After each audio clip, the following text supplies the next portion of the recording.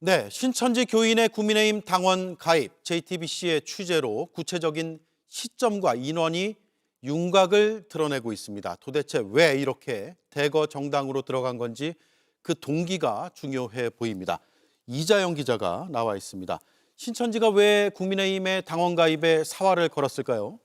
그 이른바 필라테스 프로젝트, 그 공지를 보면 언뜻 이유가 드러납니다. 스스로를 보호하기 위해서, 그리고 피해본 것에 대한 권리 회복, 이런 명분을 내세워서 설득하라는 지침입니다. 그 앞서 윤정환 기자 리포트에서 그 이만희 총회장 손목에 차고 있던 박근혜 전 대통령 시계 언급을 했는데요.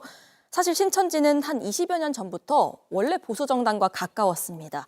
그런데 이 당원 가입의 도화선이 된 건 코로나 시기였습니다. 예.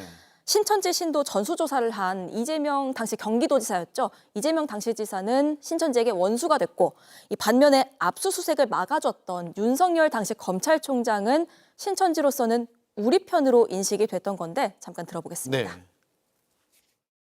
신천지가 코로나 방역을 방해했을 때 분명히 법무부 장관이 압수수색하라고 지시했는데 거부했다. 진짜로 압수수색 안 하는 이유가 뭡니까? 법무부 장관의 압수수색 지시는요, 그건 완전히 쇼입니다.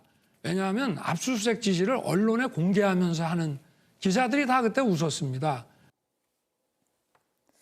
네, 이런 국민의힘 우리 편 기조가 2021년에는 국민의힘 집단 가입, 그리고 2023년도에는 이른바 필라테스 프로젝트까지 이어졌던 겁니다. 예. 그런데 제가 만난 신천지 핵심 간부 출신의 한 인물 같은 경우에는요, 과천에 신천지 건물이 있습니다. 이 건물을 성전으로 만들기 위해서 용도 변경하는 것 같은 그런 어떤 구체적인 그 민원 사항도 있다, 수건 사업도 있다고도 했습니다. 예. 2023년 전후에 그 집단 입당, 특히 책임당원을 만들기 위한 것에 집중이 됐잖아요. 예, 맞습니다. 저희가 입수한 2023년도 자료들을 좀 보면요. 회비는 꼭 자동이체를 해야 하고 대신 납부해 주는 거 절대 안 되고, 특히나 신용불량자는 절대 해서는 안 된다. 그러니까 당비 내야 한다는 걸 여러 차례 강조하는 걸 알 수가 있습니다. 예. 또 당시에 보고서도 보면은 한 여성 신도가 1년에 10,000원 정도 당비 내는 게 부담스럽다고 호소를 했나 봅니다. 여기에 대해서 성전 없어서 카페나 식당 다니려고 하면 돈이 그보다 훨씬 더 든다는 식으로 설득했다고도 적혀 있습니다. 예. 심지어 이 당비 자동 이체 내역이 적혀 있는 그 은행 앱까지도 보고를 받은 바가 있습니다. 네. 일반 당원과 책임당원의 가장 큰 차이는 당내 선거에 투표권이 있느냐 여부잖아요. 네, 맞습니다. 특히나 2023년도에는 국민의힘에서 이 책임당원의 영향력이 더 커진 시기이기도 했습니다. 예. 그 이전까지는 당대표 뽑을 때 그 당원 투표가 70%까지만 반영이 됐었는데, 이 시기에는 당대표랑 그 최고위원 선출할 때 100% 당원 투표로만 뽑았습니다.